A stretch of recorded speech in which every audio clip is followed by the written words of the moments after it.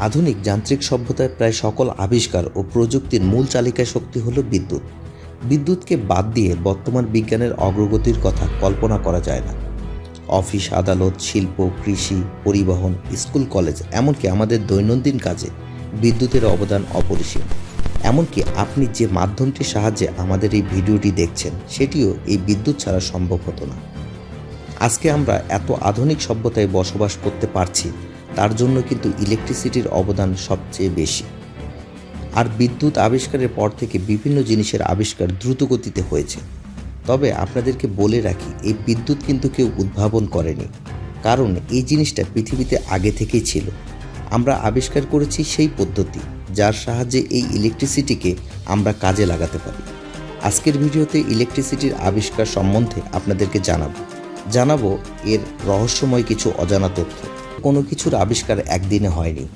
প্রতিটা আবিষ্কারের পেছনে বহু বিজ্ঞানের নিরলস পরিশ্রম যুক্ত আছে। তেমনই ইলেকট্রিসিটির আবিষ্কারের চেষ্টা কয়েক হাজার বছর থেকেই শুরু হয়ে গিয়েছিল। আজ থেকে 2600 বছর আগে থেলস নামের এক গণিতজ্ঞ, তিনি দেখেন রেশমের উপরে বা বিড়ালের পশমের উপরে কোনো বস্তুকে কয়েকবার ঘষলে তাতে ছোট ছোট কিছু কাগজের টুকরো আটকে যাচ্ছে। তবে সে সময় থেলস এটাকে কালা জাদু ভাবতেন। ফলে এ নিয়ে তিনি আর কোনো গবেষণা করেননি। এরপর কেটে যায় প্রায় 2000 বছর। 1600 শতকে ইংল্যান্ডের এক ডাক্তার, যার নাম ছিল উইলিয়াম গিলবার্ট, তিনি ইংল্যান্ডের রানী এলিজাবেথের চিকিৎসক ছিলেন। উইলিয়াম গিলবার্ট লক্ষ্য করেন শুধুমাত্র রেশম বা বিড়ালের পশম নয়, কোনো একটি বস্তুর সাথে আরেকটি বস্তুকে ঘষলে তার মধ্যে একটি আকর্ষণের ক্ষমতা চলে আসে। যেমন ধরুন, একটি কলম দিয়ে চুলে বারবার ঘষা হয় এবং তারপর সেটি কয়েকটি কাগজের টুকরোর কাছে নিয়ে যাওয়া হয়, তাহলে সেই কাগজের টুকরোগুলো কলমের সাথে আটকে যায়। তখন উইলিয়াম গিলবার্ট এই শক্তির নাম রাখেন ইলেকট্রিসিটি। এইভাবে ধীরে ধীরে ইলেকট্রিসিটির বিষয়ে মানুষের মনের মধ্যে ধারণা আসে। সেই সময় গিলবার্ট এমন একটি যন্ত্র আবিষ্কার করেছিলেন যার সাহায্যে এটা বোঝা যেত যে কোনো বস্তুর মধ্যে ইলেকট্রিসিটি আছে কি না। তিনি তার এই আবিষ্কৃত যন্ত্রের নাম রাখেন ইলেকট্রোস্কোপ। আর এটা পৃথিবীর আবিষ্কৃত প্রথম যন্ত্র ছিল যা দিয়ে ইলেকট্রিসিটি মেজারমেন্ট করা যেত। উইলিয়াম গিলবার্টের পর বহু বিজ্ঞানী ইলেকট্রিসিটির উপর কাজ করেছিলেন, কিন্তু তেমন একটা সফলতা আসেনি। 1800 শতকে আমেরিকার এক মহান বিজ্ঞানী বেঞ্জামিন ফ্রাঙ্কলিন ইলেকট্রিসিটি নিয়ে গবেষণা শুরু করে। আপনাদের জানিয়ে রাখি, ইনি সেই বেঞ্জামিন ফ্রাঙ্কলিন যার ছবি আমরা $100 মধ্যে দেখতে পাই। আর এই বেঞ্জামিন ফ্রাঙ্কলিনকে আমেরিকার ফাউন্ডিং ফাদার বলা হয়। বেঞ্জামিন একটা সময় তার সমস্ত সম্পত্তি বিক্রি করে ইলেকট্রিসিটি নিয়ে গবেষণা শুরু করেছিলেন। 1752 সালে জুন মাসে একটি বৃষ্টির দিনে যখন আকাশে বাজ পড়ছিল, সেই সময় বেঞ্জামিন একটি ঘুড়ি উড়ায়। তিনি সেই ঘুড়ির সুতোর সাথে একটি লোহার চাবি বেঁধে দেন।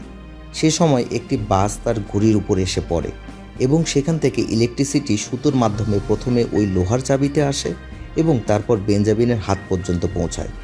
আর এভাবেই বেঞ্জামিন ফ্রাঙ্কলিন হয়ে যান ইলেকট্রিসিটির আবিষ্কারকর্তা।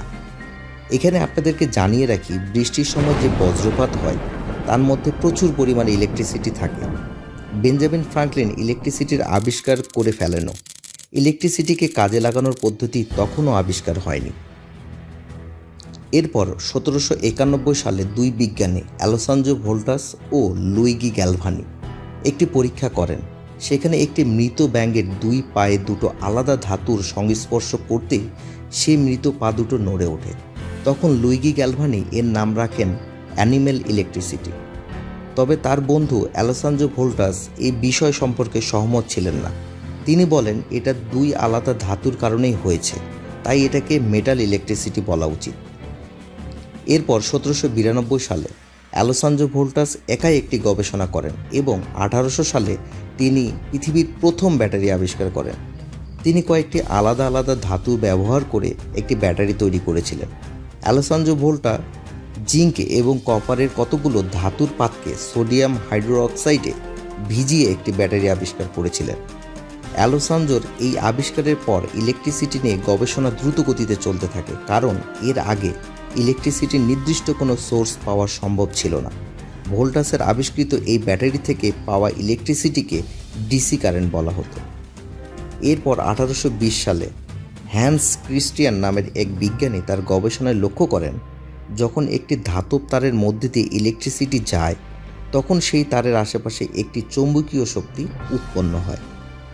এই ঘটনার 1 বছর পর 1821 সালে বিজ্ঞানী ফ্যারাডে একটি চৌম্বকীয় শক্তির উপর কাজ করে একটি মোটর আবিষ্কার করেন, যা ডিসি মোটর নামে পরিচিত। তবে এখন পর্যন্ত ইলেকট্রিসিটি শুধুমাত্র একটি গবেষণার বিষয় হিসেবে সীমিত ছিল। এরপর 1879 সালে আমেরিকার বিখ্যাত বিজ্ঞানী থমাস আলভা এডিসন একটি ইলেকট্রিসিটি বাল্ব আবিষ্কার করেন। এর সাথে সাথে সাধারণ কিছু মানুষ ইলেকট্রিসিটি ব্যবহার শুরু করে দেন। সেই সময় এডিসন ইলেকট্রিসিটি তৈরি করার একটি কোম্পানি খোলেন এবং সেখানে তিনি ডিসি জেনারেটর ব্যবহার করতেন। তবে এই ডিসি জেনারেটরের একটি সমস্যা ছিল, এর সাহায্যে উৎপন্ন হওয়া ইলেকট্রিসিটি ধাতব তারের সাহায্যে 2 থেকে 3 কিলোমিটারের বেশি দূরত্ব পর্যন্ত নিয়ে যাওয়া সম্ভব ছিল না।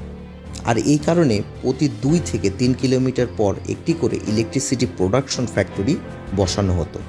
সেই সময় এডিসনের কোম্পানিতে একজন বিজ্ঞানী কাজ করতেন, যার নাম ছিল নিকোলা টেসলা। তিনি সেই সময় এডিসনের কোম্পানিতে একটি নতুন ধরনের ইলেকট্রিসিটি আবিষ্কারের উপর কাজ করেছিলেন এবং তখন তিনি নতুন ধরনের ইলেকট্রিসিটি আবিষ্কার করে ফেলেন এবং তিনি এই নতুন ধরনের ইলেকট্রিসিটির কথা এডিসনকে জানায়, কিন্তু এডিসন এতে সম্মতি জানায়নি। তিনি ভাবেন এই আবিষ্কার সফল হলে তার ডিসি কারেন্টের বিজনেস নষ্ট হয়ে যাবে।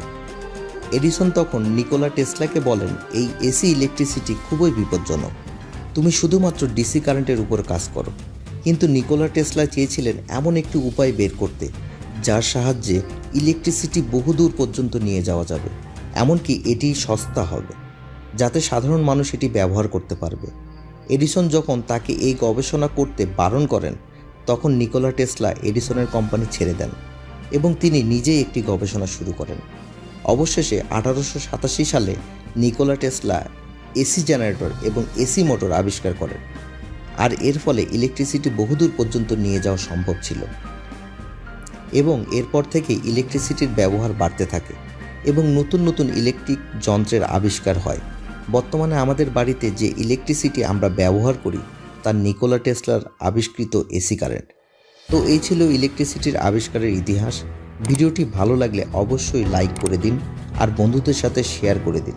আজকে এ পর্যন্তই, আবারও দেখা হবে মজার কোনো ভিডিও নিয়ে। ধন্যবাদ।